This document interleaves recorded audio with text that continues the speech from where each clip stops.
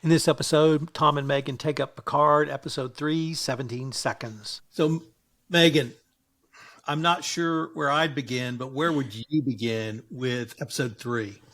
Oh gosh, do we begin with changelings are in play, or what happened to Riker, or perhaps even is Jack part Borg? Where would you like to start? I want to start with Wrath of Khan. Okay, Because start with to the Wrath of me, this was basically an homage to Wrath of Khan and how they defeated Khan by going into the nebula. I could not remember if I think going into a nebula or some other similar astronomical structure was used in the original TOS. So I don't think it started with Wrath of Khan, but it is now an almost universal trope that if you're outgunned, outmaneuvered, outpowered, get thee to a nebula. Because Get thee to a nebula. I love that. Because it equalizes all. So I thought that was an overarching theme for me, but everything you named was spot on. I didn't see that about Jack yet, but the introduction of the changelings, I had written them off at the end of Voyager or whenever.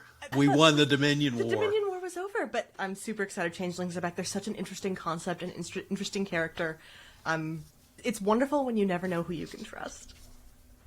I had at one point in my Star Trek life thought the Borg were the ultimate in villains, and it turns out that was wrong. There could be an eviler villain. And we've got both. So my Borg theory with Jack thing is when he was injured and he was having that vision, he saw Seven speaking to him, find me, and then he saw himself with arm, like hand technology like she had. So I thought, if maybe some nanites or whatever they are from the Borg from when Picard was Locutus have actually transferred down to him as a direct. So I've often thought about the way the Dominion War ended was the Federation introduced basically a bacteriological weapon which destroyed them. And certainly not the Federation's finest hour. You're from Canada, I'm from America. Both our countries have done that to our native citizens. In the United States, they would send blankets for people who'd been infected with smallpox to Indians and wipe out tribes. So that's been going on since time immemorial. Here, I think the Federation was not the stronger power, and so they went to a type of warfare that's not generally condoned, at least in this century. But I think in this century, the Geneva Convention has been replaced with something perhaps more permissive. The non-prime directive. But that certainly brings up all of that, and how that war ended. I think the story leaves open a wealth of different stories, including this one. But let's talk about Riker, because I was very disconcerted by him. I was in almost this relieved episode. when they discovered changelings were in play, because I was like, oh, Riker's a changeling. That's what happened. It made me feel much better. I think that was not the case. Riker, after the time frame of TNG, became a captain of his own ship. He has commanded ships. He's commanded men in battle, men and women in battle. His lives have been his responsibility, and I don't want to say it was Monty Python-esque, but all I heard was run away. Yeah. And that just didn't seem to me to be his character. What was your take on that? It struck me as odd, too, because I think in the entire kind of Riker and Picard backstory that I can think of, I've never seen that level of disagreement or that level of kind of almost working against each other and really philosophically differing on what the best course of action was going to be. So I thought it was very bizarre, and it makes me wonder what the timeline events has been for Riker, because we know he lost his son, and I can only imagine what effect that would have on your character, on your risk tolerance or aversion, how you want to make sure you're taking care of other people in your life. Maybe there was more of a, maybe he was less in command from the time he lost his son to when we're seeing him now.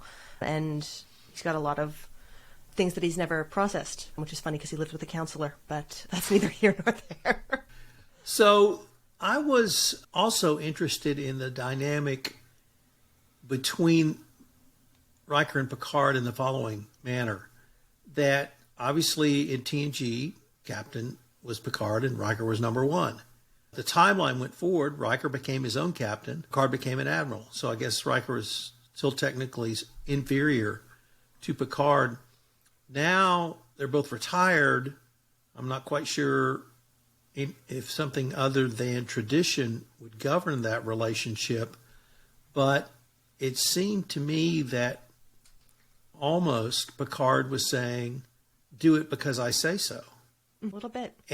And so I wondered, how do you have that dynamic where you have been clearly a subordinate, whether it's in the military or business or something else, you achieve your goal or you achieve the top spot, and now you're at least co-equal with the person who used to be your superior or your boss.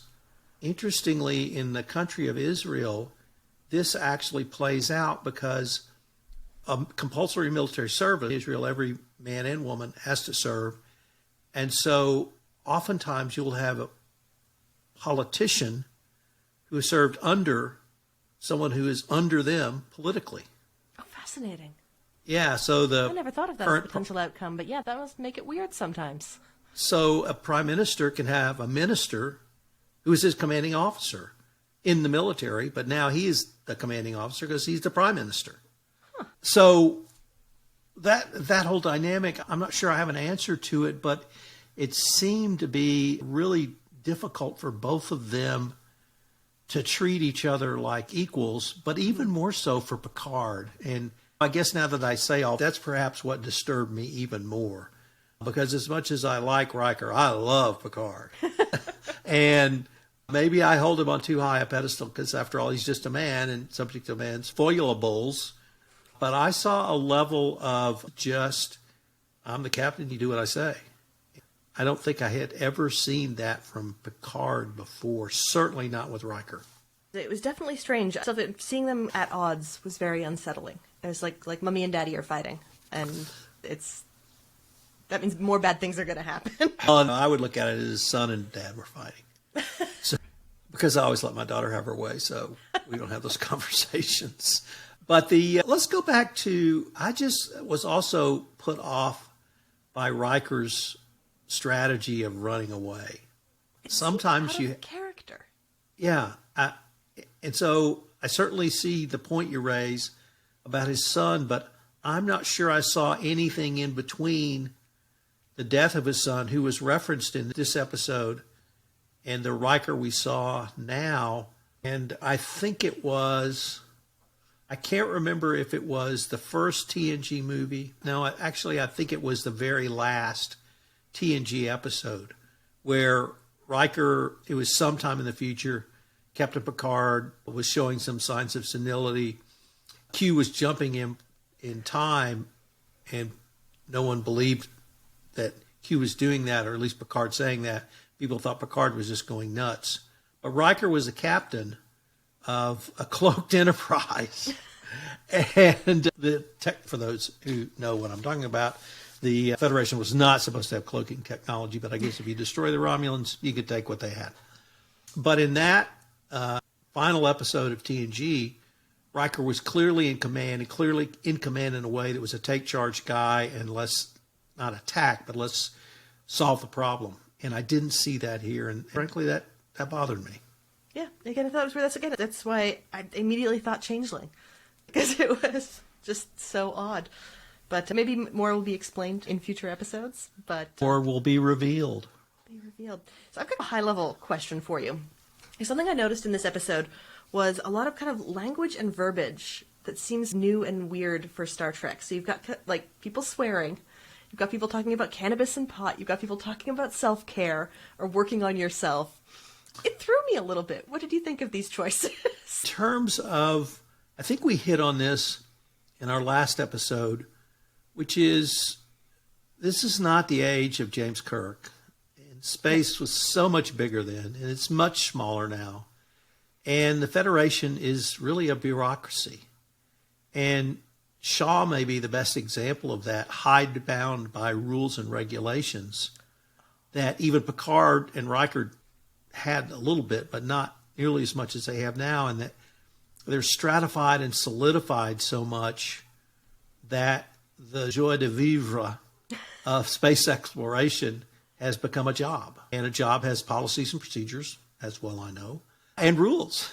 And that when your passion is not the exploration of space because you think you've conquered it, you tend to turn inward and do those things like self-care, like work on yourself, try to grow, because the growth you had in TOS or in TNG or even Voyager because you had to, or DS9 because you truly were on a frontier, those are not available to you now. But that's a really interesting observation. I just see an entire different mentality of Starfleet officer in Shaw, and certainly Picard and Riker, but even Seven of Nine, because she grew up professionally on Voyager in a very different environment where they were making it up every day because they were in the Delta Quadrant. Yeah, so since you mentioned Shaw, he's really growing on me with every episode more and more. What did you think of him in this episode? He got terribly injured, right? This was a big Shaw's transfer in command. He transfers command, which I thought was not only the right move to make, but a big concession on his part in realization that there were forces above him or even his limited mentality at work here, and he needed to not get with the program, but get with people who could solve it. Maybe or maybe not, as it turned out. I read that as very much of a, you absolutely made this bed and you were going to lie in it. Not that he was challenging my mom. Oh, he was transferring command. Just, that's how you want to play? You go ahead and play. You're absolutely right, and I think he said that. It's your mess now. Yeah, you clean it up. You got us in here. You get us out of that. So in this episode, I thought I saw growth from him personally and professionally, but that little jibe at the end, screw you, buddy, that's what I took it, is very passive-aggressive. We're going to see a lot more from Shaw in the next episode, but we'll leave it to that. But the other thing I saw in this episode, and I hope this brings a warming to your heart, was Seven of Nine. But let me start with when she's confined to quarters and Picard goes to her quarters, there's a model of Voyager in there.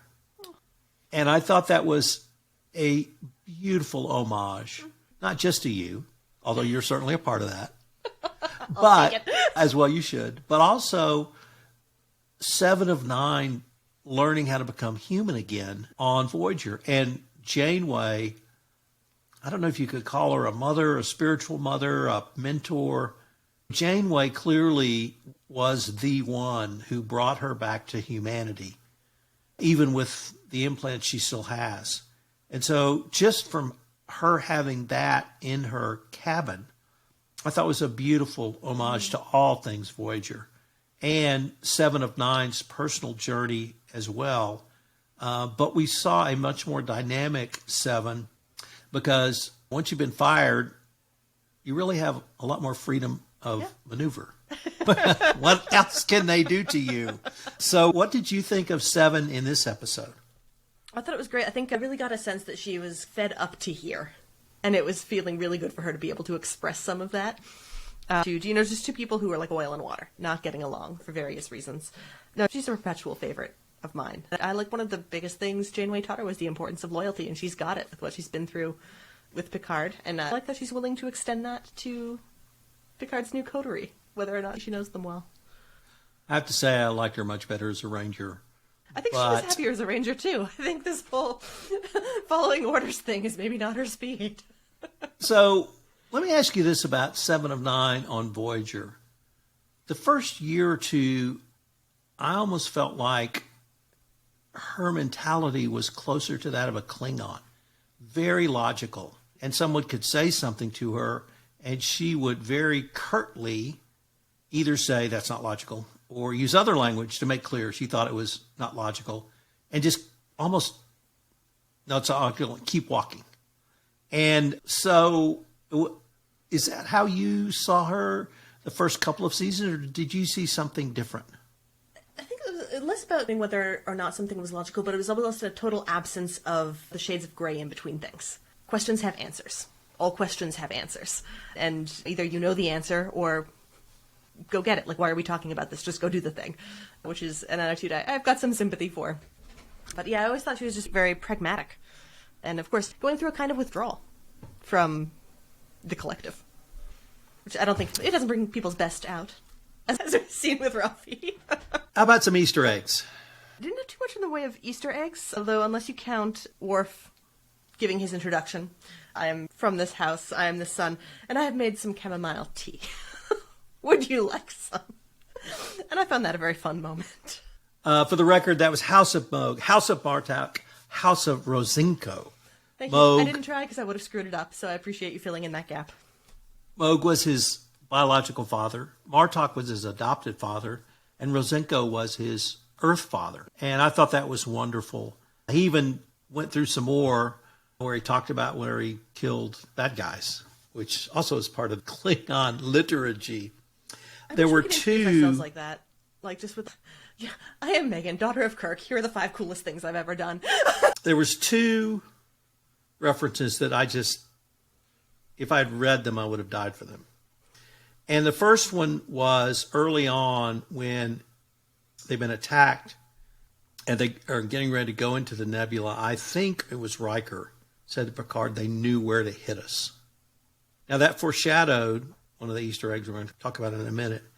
But that line actually came from Wrath of Khan. Oh. Because when Khan attacked the Enterprise, Spock says to Kirk, he knew where to hit us. Khan knew where to hit him because he had been on the Enterprise. And so there was no spy, no undercover agent, no nefarious conduct, no releasing of secrets. Khan knew. And with his superior mind, he could remember many years later. So that was cool.